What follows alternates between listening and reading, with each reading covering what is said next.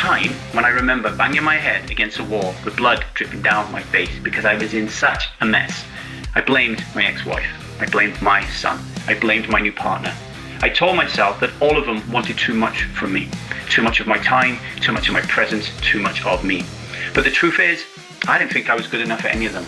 And I was trying to please all three and failing all the way through that time. And under that failure, I felt incredible shame, guilt, and there was a lot of punishment. Not from them, but from me. I punished myself with cruel thoughts, with low self-worth, with a belief that I had to earn love through perfection, and I couldn't deliver.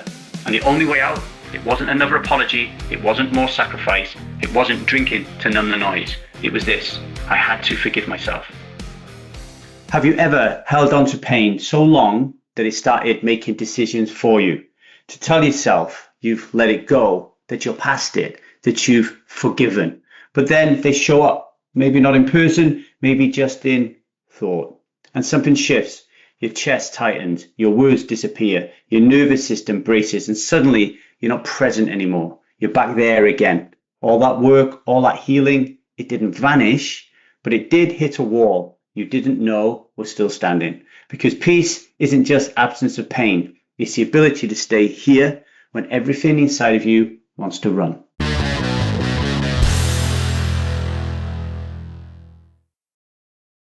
Good morning, everybody. My name is Davy. I am not an alcoholic. I refuse to be anonymous. I am someone who lives a self-led life, alcohol-free as fuck, and I spend every single waking moment of that life helping other people do the same. Like right now, on this beautiful day. Today is World Forgiveness Day. Do you know what? It's really funny, actually. I programmed into the calendar all the different events that are going to happen this year, so I could see how many of them relate to alcohol reliance and the liquid lie. And there's a freaking day for everything. There's a do you know, coming up, there's a don't stand on a bee day. There's a don't stand on a bee day. There's everything. I'm not talking about the bee day where you poo and wee. I'm talking about the bumblebee bee day, you know, the honeybee. Yeah, there's a bee day. But today is World Forgiveness Day. And let's be honest, right? Most of us out there, we don't really like forgiving people, right? We have a part within us. It's like, fuck that shit. They deserve pain, misery, suffering. They don't deserve our attention. We cannot forgive them, right? Because the pain is still pulsing beneath the surface. Not when the apology never came, right? And especially not when you spent years keeping your shit together and keeping them out of your head. You've held a job, you've raised a family, you've smiled through the mess, and you've told yourself, I'm fine. But fine doesn't mean that you're free, because deep down, some part of you is still waiting. It is still clenching. It is still drinking, scrolling, numbing, trying to forget what your nervous system won't let you. And the liquid lie, it sells you the myth that you can just move on without looking back, that forgiveness is weakness and that numbing is strength. But here's a twist. The one person you have struggled to forgive the most ain't your ex, ain't your old boss, ain't your brother, your sister, and it ain't your parents. It's you. Right, we're about to take a short break. But while we do, ask yourself this. What would it feel like to stop waiting for an apology, especially your own?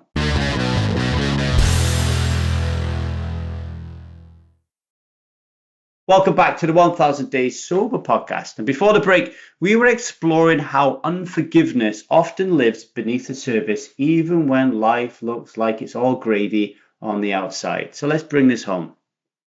Forgiveness isn't about letting other people off the hook.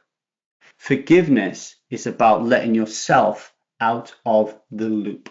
What loop am I talking about?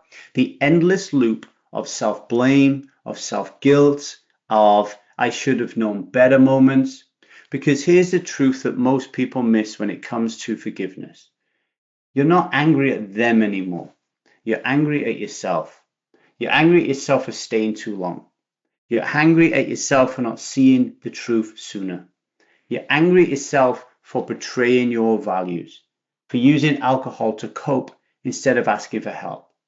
And that anger, it becomes a lens, and you continually see your past through it. You see yourself through it.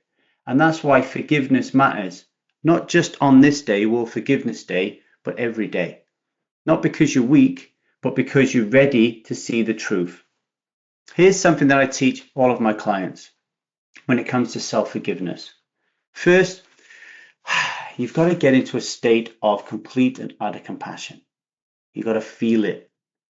Think about compassion for your child, compassion for your pet, a friend, a parent, a loved one, anyone or anything that makes your heart soften. And you feel that compassion in your chest, and you let it expand all the way up here to your face, your shoulders, your arms, your legs, your butt, your groin, your torso, all over your body. Just let that compassion just spread throughout you.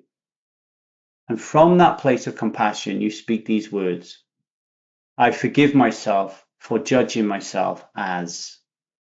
An example would be, I forgive myself for judging myself as weak for not walking away. And you keep going until you run out of things to forgive yourself for. The next statement, I forgive myself for buying into the belief that.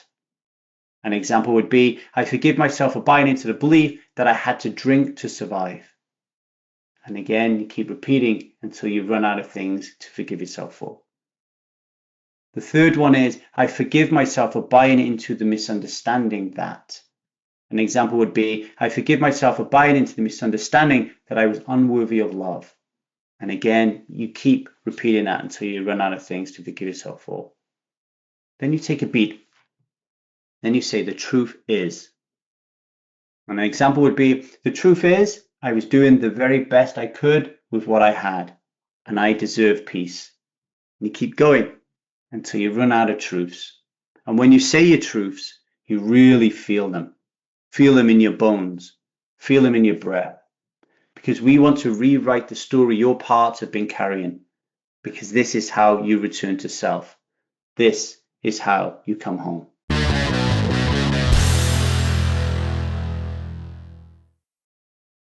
Okay, today's daily vow.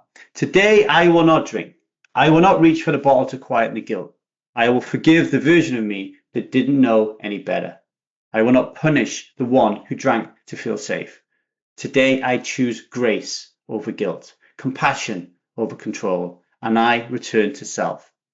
Forgiveness isn't a gift that you give to someone else. It's a return of power to the one who needs it the most. You. As you go about your day to day on World Forgiveness Day, ask yourself these things. What is the one thing that you keep punishing yourself for? And what would your life look like if you finally let yourself off the hook? Thank you very much, ladies and gentlemen.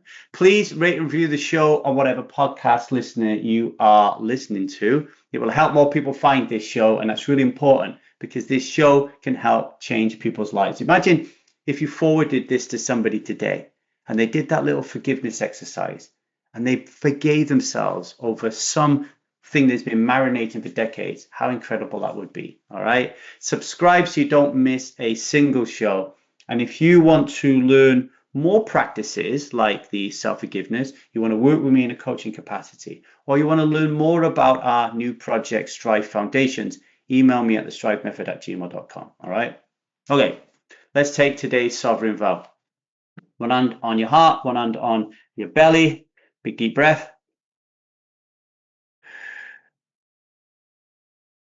Repeat after me. I am a striver who is alcohol free as fuck. And today I will not drink because that is not what I do. And that is not who I am. Until tomorrow, everybody, much love and strive on.